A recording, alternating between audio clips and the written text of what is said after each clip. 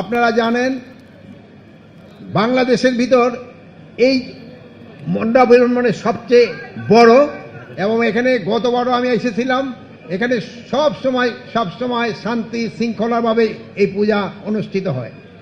আপনারা আরও জানেন এটা কিন্তু একটা ধর্মীয় অনুষ্ঠান, এটার কিন্তু পবিত্রতা রক্ষা করা আমাদের সবার দায়িত্ব। আপনারা সবাই এটার পবিত্রতা রক্ষা করবেন এবং এই ধর্মীয় ভাব গাম্ভীর্যের ভাবে যেন এটা সম্পাদন করা যায়, এটা আপনারা সবাই চেষ্টা করবেন। আরেকটা হলো, এখানে পর্যাপ্ত সংখ্যক আইন শৃঙ্খলা বাহিনী নিয়োগ করা হয়েছে। এখানে পুলিশ আছেন, আনসার আছে, সশস্ত্র বাহিনী আছে, তারপরে আপনার মহিলাদের মন্ত্রণালয় থেকে আমাদের স্বেচ্ছাসেবক আছেন, সবচেয়ে বেশি আছেন আমাদের পূজা কমিটির স্বেচ্ছাসেবক। তারা কিন্তু দিন রাতই এটা আপনাদের বিভিন্ন কাজে সহায়তা করতেছেন এবং এটার আইন শৃঙ্খলা যেন ঠিক থাকে এটা সহায়তা করে যাচ্ছেন। তবে আপনারা জানেন যে চিটাগাঙে স্পেশালি খাগড়াছড়ি এবং গুইমারাতে একটা ঘটনা ঘটছে। এই ঘটনাটা ঘটার উদ্দেশ্য ছিল যেন এই পূজাটা শান্তিপূর্ণভাবে যেন না হতে পারে।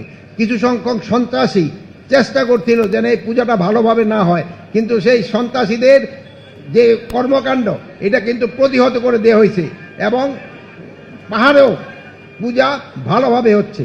এই সন্ত্রাসীদের থেকে আপনারা সবাই চেষ্টা করবেন আমাদের এই পূজাটা যেন ভালোভাবে হতে পারে।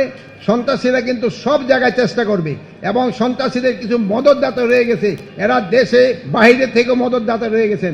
এই মদতদাতাদের থেকেও আপনারা তাদের যে একটা খারাপ ইচ্ছা এটা আপনারা কিন্তু দূর করে দিতে পারবেন।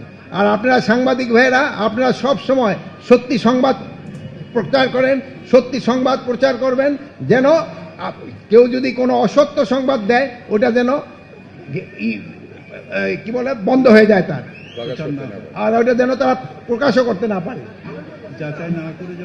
আর কোনো কিছু সংবাদ ভাইয়েরা বলছে যাচাই না করে আপনারা দিবেন না।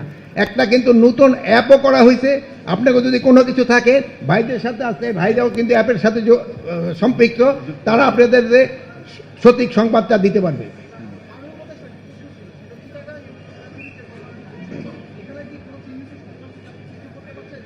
চিহ্নিত সন্ত্রাসীকে চিহ্নিত করার জন্য ব্যবস্থা নেওয়া হয়েছে এবং কিছু সংখ্যক সন্ত্রাসীদের আইনের আওতায় নিয়ে আসা হয়েছে।